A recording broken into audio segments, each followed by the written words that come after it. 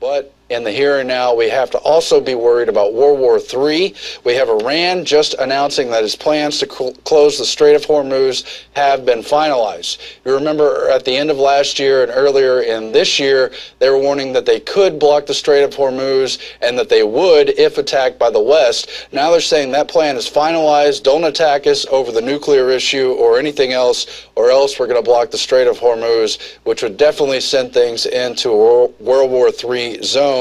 It would further drive up the oil prices. The West might think we are just bluffing with the blockading of the Strait of Hormuz, but we already have some good plans on how to do that, said Firouzabadi, who was quoted by Fars News Agency.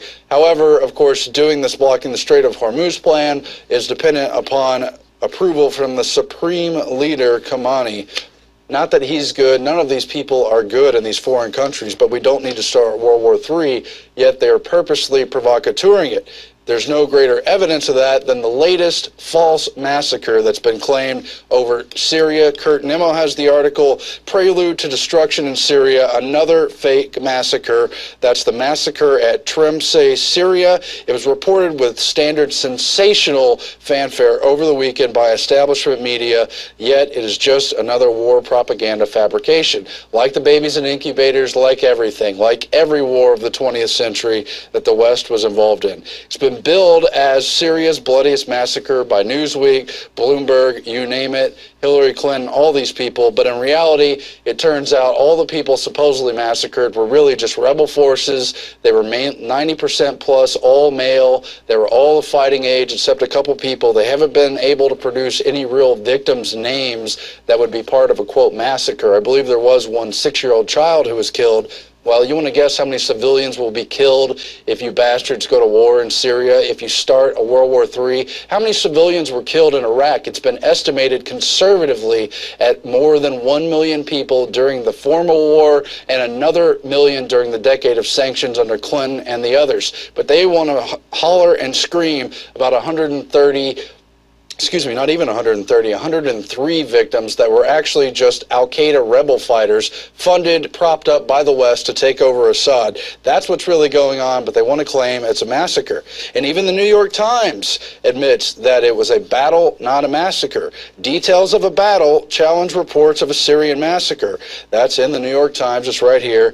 And it goes on to explain how the whole deal with the city of Hama and the deal with Tremseh was all just really an uneven clash between the heavily armed Syrian military and the local fighters bearing light weapons that they got from the West. And they've got the Syria National Council and the other CIA factions prepared to take over Syria once they topple Assad, or once they get a big civil war going, or any of the other contingency plans they have in the works. But that is why Tony Cartalucci, among others, has written that Hillary Clinton must resign, because she's been propping up this latest event in Tremseh as a massacre when it was really a battle from a faction they've covertly propped up. Let's just get honest about what's going on here. Her irresponsible warmongering challenges America's credibility, he argues, and obviously that's true, but of course Hillary's just taking orders from those who steer the real master plan. She's just a hatchet man, she's an executioner, she doesn't make decisions, although she happily would make basically the same decisions because she loves to see people,